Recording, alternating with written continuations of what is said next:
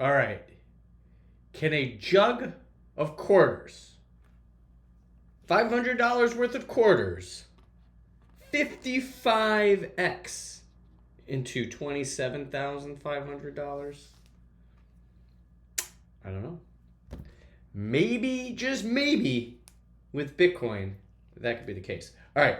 Today, what we're going to do is we're going to have a little bit of fun. So, I was cleaning it up. I was moving some stuff around. I found a jug. Okay. And I'll show you the picture. It was a jug about this big. It was a protein bottle, right? Like how the protein comes in, like the bottle, filled with quarters and coins and all sorts of stuff, right? Mainly quarters.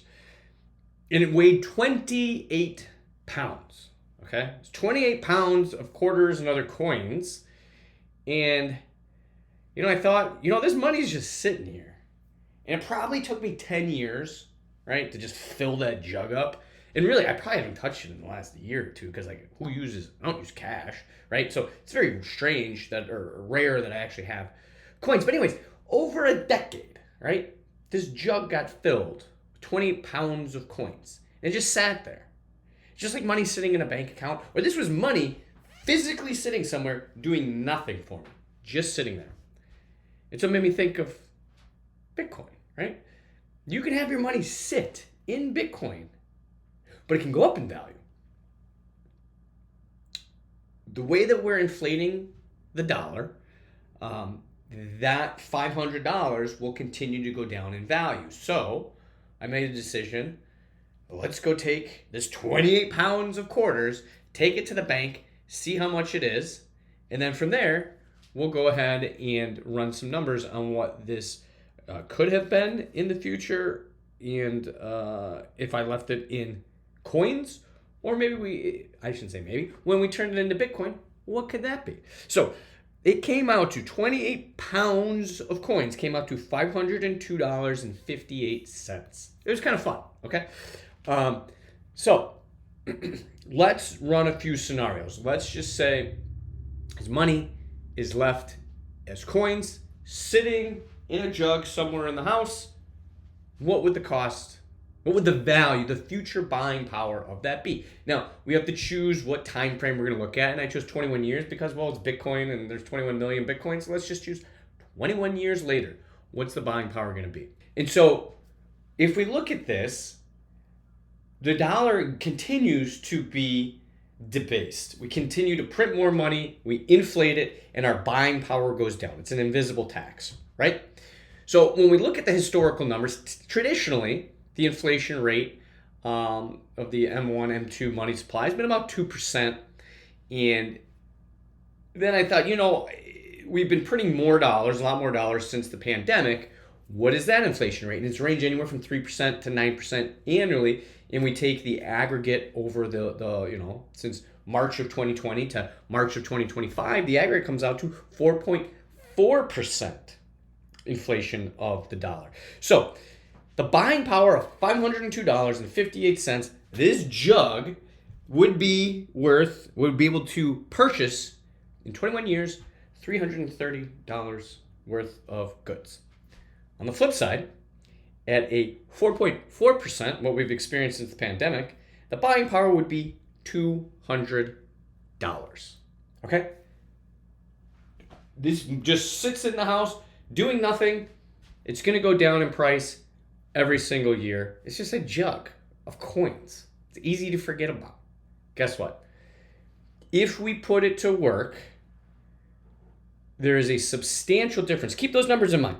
Anywhere from $200 to $300, okay? So now what we're going to do is we're going to take a look at Bitcoin and the historical trends. But before we do that, you have to ask yourself, what are the more traditional options to invest in? And if we look at the stock market from about 1926 to today, it has operated about a 10.3% CAGR, right? Compound annual growth, which is good, right? Now, when you go ahead and you take in inflation, the real return, let's just call it 3%. We'll go between 2 and 4.4. Call it 3%. You come out to about a 7% real net return, okay, on that money. Now, what we're then, so that's our hurdle rate. Let's just say our hurdle rate is 10%. We won't even include the inflation. We're just going to say 10% stock market. How does Bitcoin perform? So what we need to do is we're going to go back and we're going to look at the book Bitcoin CAGR. I like Bitbo. I think they've got great charts. So I'm going to go ahead and I'm going to show you some of those. So when we dive in and we take a look at this, you're going to see here, this is the 4-year CAGR, okay? So this is the average return over a 4-year span plotted out on this chart. So you can see here, it was substantial, right? Look at these returns: 400%, 150, 200. I mean, in the hundreds for a long period of time. These were the early days, right? And as adoption has happened, right? Even if we go to, I mean, all the way, we're still in the hundreds, all the way until we get to 2021, okay? And more people get into Bitcoin, and the larger the market cap gets, it's just going to be diminishing returns over time. So I'm not saying Bitcoin's going to operate at 100+% going forward, but you can see here it has been. Tell me if any of these numbers are near 10%. I mean, come on, all these numbers are substantially outperforming the stock market, right? 30, 40, 50, this is 80, 60. Now we get into the bear market, right? Because it's a 4-year look back period. So we're going to start getting into the bear market, and we're going to start to see these numbers be similar and closer to what the S&P 500 does, right? And so right now, the lowest we have seen is, I think that's 7%, which underperformed. It was the first time underperformed the traditional stock market. Keep in mind where we are. We are in a bull market, and I don't really think it's popped off yet. I'm sticking to my 265K by October of 2025 prediction, which would be substantially affect this 4-year CAGR we're looking at today.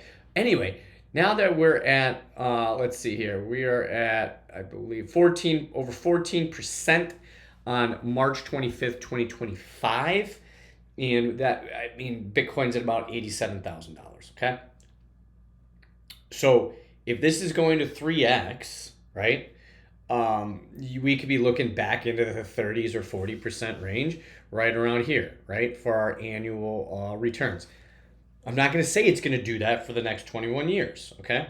But this is just looking at some of the historical data that even with these diminishing returns as the market cap grows, we're still outperforming the traditional assets dramatically. So let's get a little more granular here, and let's look at this by year. This was just put out about 2 months ago. And you can see 100%, 58, 50. I mean, the lowest one on this entire chart, this is looking at what your return would be if you invested starting in 14 years ago, 13 years ago, etc., right? The lowest would have been 38%. I mean, that's almost 4x what the stock market's doing. In your word, 35% 4 years ago, okay? 3.5x the return of what the traditional markets are doing. I'm saying all this to build towards a number that we need to choose to identify what we believe the future value of Bitcoin will be. So the other one I'm going to take a look at is what Michael Saylor has said. He has shared a prediction. The bull case ARR is 37%, 29%, and 21% is the bear. I'm going to go even more conservative, okay? We're going to start playing around with some numbers, all right? And so what we're going to do is we're going to take a look at, keep these numbers in mind again, at the 2% or the 3%, right? What those returns are going to be. And they came out to anywhere from $200 to $300 of buying power if we leave a 28-pound jug of quarters sitting around for the next 2 decades, okay? Now, what we're going to do is we're going to have a little bit of fun with the future value calculator. And we're going to take a look at this here, okay? So what we're looking at is we have to choose a time period. So we're going to say over the next 21 years. Again, chose 21 years because there's 21 million Bitcoin. 21 is a fun number. That's what we're going with. The starting value, $502.58. That's 28 pounds of coins. That's what it came out to be. Interest rate, and we're not going to add any more money to this. We're just going to say this is our starting point. What is it going to be in the future? This is if you take that $500 today and you put it in the stock market, what you could expect is that to turn into $3,700, okay? From the $300 of buying power to $3,700, I mean, That's amazing, right? The 37x or 30x return. I'm sorry, 30x return. Unbelievable, right? Or 10x, whatever it is. You guys get it. And so, anyways, yeah, 12% or 12x return. Awesome. Now, over the next 21 years, I want to go really conservative on this. Michael Saylor says 21%. I'm going to back this all the way down to 15%. Okay. I'm just going to choose a number here. We're going to play around with it, but let's just see what it does. Okay. So this is the baseline, $3,700 of buying power. Let's go ahead and play around with it and see what it would be if it was 15%. Substantial, right? Now we're at 9,500. Well, let's bump it up to 17. 13. Let's bump it up to 19. 19,000. Okay? And 21. $27,000. That's what Michael Saylor's saying. So let's do this in reverse. This is what the raw dollars potentially could be. That doesn't mean what the buying power is. So let's go back and assume a 3% buying power reduction, right? Because that takes into effect inflation. So now that buying power would be $16,000. Instead of that 21 would be 16,000. Pretty substantial. Let's even back it down to the 12%. We're still at $5,500, okay? Relative to the stock market at 2,000, okay? Or you just leave that 28 pounds of coins sitting in the corner, and now it's worth $300.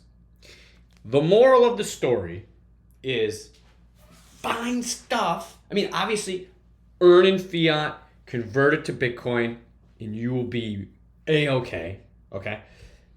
But there's going to be random stuff around your house that you're not using. It's just laying around, sitting around there. And usually would be too lazy to go, I don't want to mess with that, lug that thing to the bank and whatever. But when you look at it and you say, okay, well, let's just go in the middle. Let's say it's 17%, 14% after inflation. So now we're at $7,800 of buying power. I'm like, you know what? It's a couple nice vacations or one real nice vacation. Like for me to get that jug, take it to the bank. And if it's going to make me $7,800 in buying power, why not, right? So just keep that in mind. So I had a little bit of fun with this about future value calculator, taking a look at innocuous things that you don't think might be valuable today, but when we actually look at it and extrapolate it into the future, could be absolutely substantial. I mean, it could be $27,000, right? The $500 can turn into $27,500. So anyways, that's the moral of the story. Go find loose change, I guess, and go take it to the bank and then let it sit there, do nothing. Don't forget about the coins sitting in the corner of your house. Think about those coins turned into Bitcoin sitting there. You don't have to do anything. You don't have to monitor it. Just let it do its thing. Let it do its buying power, and could turn into substantially more than you ever imagined. So like, subscribe below. Tell me, are you going to sell all your chairs? Are you going to sell everything to buy more Bitcoin? There might be some things that might be worth looking at because the buying potential is going to be absolutely unbelievable. So like, subscribe, and enjoy.